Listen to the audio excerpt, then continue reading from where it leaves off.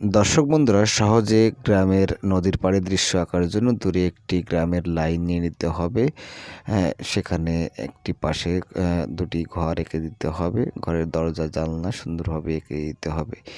এরপরে ঘরের উপরে কিছু কলা গাছের পাতা এঁকে দিতে হবে।